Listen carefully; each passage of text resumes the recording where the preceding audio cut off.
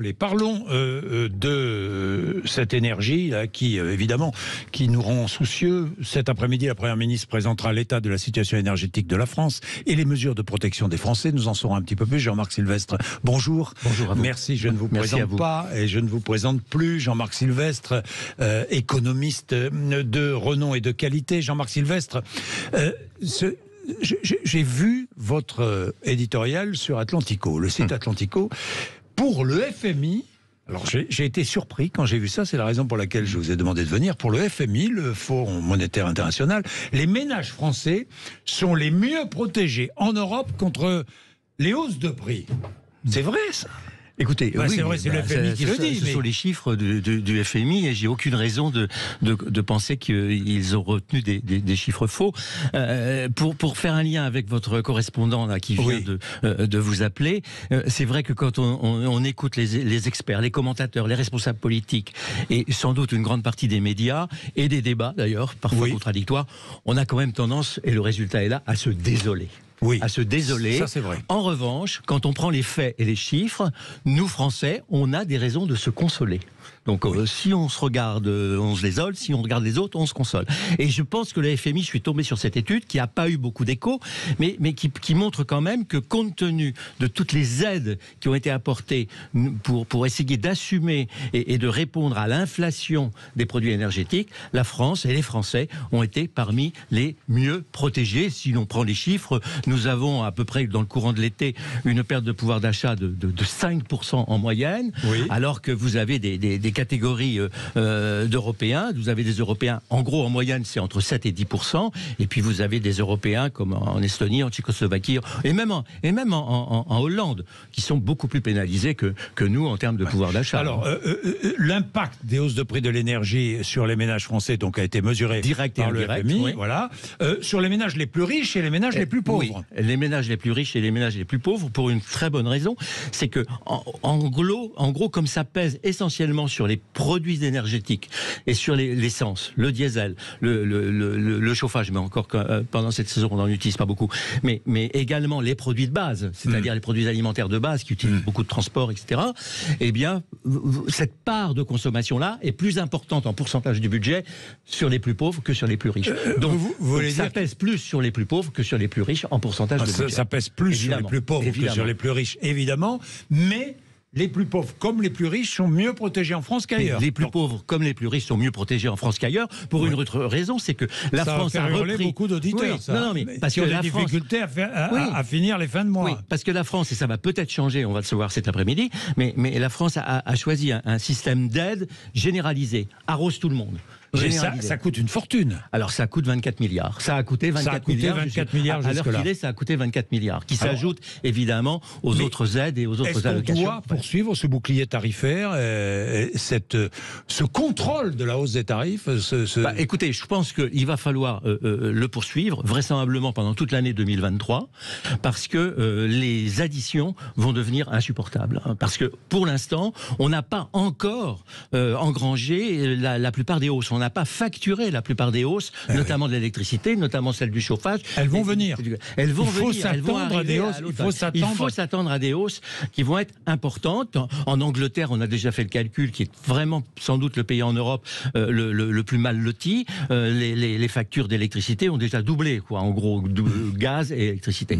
Donc, on ne peut pas supporter un doublement des factures d'électricité. Les types qui vous payez 100 ou 150 euros, du jour au lendemain, vous vous retrouvez avec 300 euros. C'est impossible. Déjà que le plein d'essence coûte très cher. Donc il va falloir faire quelque chose.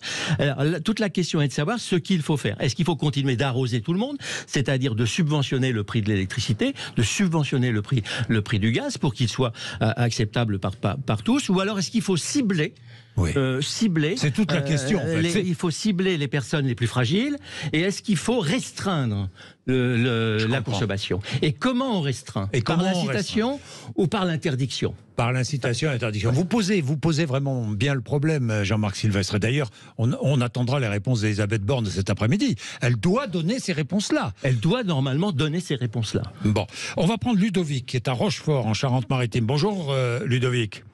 Bonjour Jean-Jacques, bonjour Monsieur Sylvestre. Merci Ludovic d'être avec nous, hein, vraiment.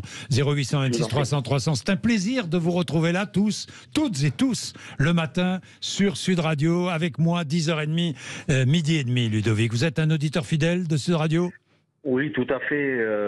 Avec Patrick Roger un peu le matin, de temps en temps quand je peux avec vous, les vraies voix également de 17 à 20h. Oui. Donc je suis très fidèle à Sud Radio, oui, et j'apprécie le pluralisme des débats qu'il y a sur cette antenne. Ben, merci beaucoup Ludovic. Que vouliez-vous dire à propos de l'énergie donc ? Au niveau de l'énergie, plusieurs choses. Déjà qu'on paye quand même quelque part le manque de vision, de stratégie de l'État au départ. On paye cette forme d'inconséquence. Il ne faut pas oublier également donc l'indexation du prix qui se fait de l'électricité qui se fait sur le gaz. On a une étude également récemment qui disait que en moyenne les Français devaient gagner environ 500 € de plus pour s'y retrouver tous les mois. Avec ces hausses vont impacter bien sûr tous les ménages. En zone rurale, c'est davantage le carburant. En zone urbaine, peut-être le gaz et l'électricité. Il ne faut pas oublier ça.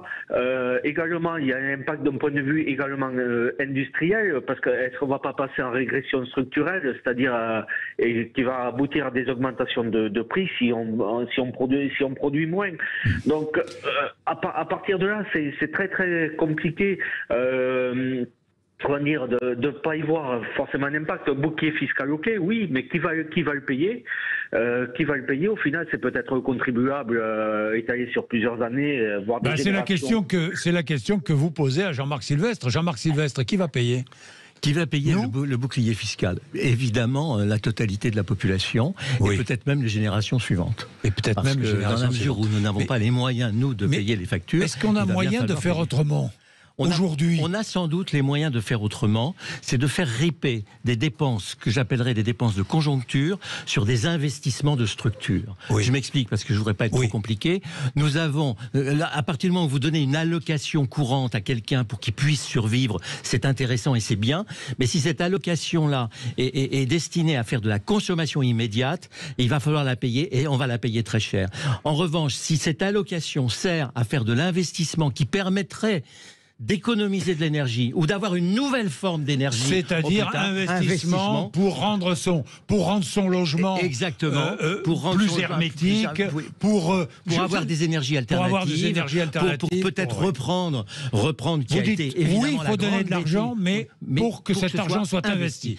On attend parallèlement à un bouclier fiscal qui permet de survivre, c'est-à-dire la fin de mois, des investissements qui permettent de prévoir dans 3 ans ou dans 4 ans. On attend encore le plan de relance du nucléaire, par exemple, parce qu'il est évident qu'il va falloir que nous passions au nucléaire, quoi qu'en disent nos amis écologistes. Oui, le nucléaire, mais ça n'empêche pas de développer aussi le renouvellement. Non, ça n'empêche pas le renouvellement, les énergies naturelles. Les énergies naturelles, évidemment. Parce que, vous savez, il ne faut pas opposer. Pourquoi est-ce qu'on oppose toujours dans ce pays les uns aux autres ? Il ne faut pas faire croire non plus que la guerre en Ukraine est responsable de tout. Oui. La hausse du prix du pétrole, elle est antérieure à la guerre en Ukraine. Le pétrole, d'ailleurs, n'a pas bougé depuis 6 mois. Il n'a pas bougé. Les problèmes sur le gaz, ils sont antérieurs à la guerre en Ukraine. Ça fait longtemps qu'on commençait à dire aux Allemands, ne vous piégez pas trop avec un seul fournisseur. Donc, on sait très bien que les énergies fossiles, c'est-à-dire le gaz et le pétrole, sont en voie d'épuisement. Et parce qu'elles sont en voie d'épuisement, avec des pays émergents qui vont en consommer davantage, le prix va forcément monter.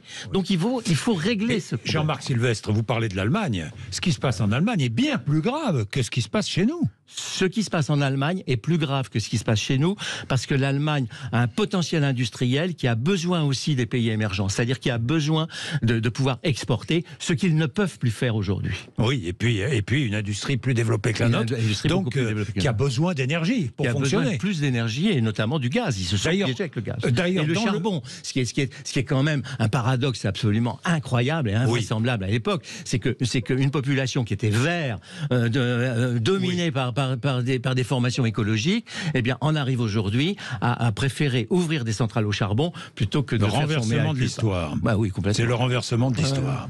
Bien, Jean-Marc Sylvestre, merci d'être venu nous voir. C'était passionnant. Vous reviendrez si vous le souhaitez. Ici, évidemment, nous parlerons des questions d'énergie, d'économie. Avec grand plaisir. D'économie, ici sur l'antenne de Sud Radio. Merci beaucoup, Jean-Marc.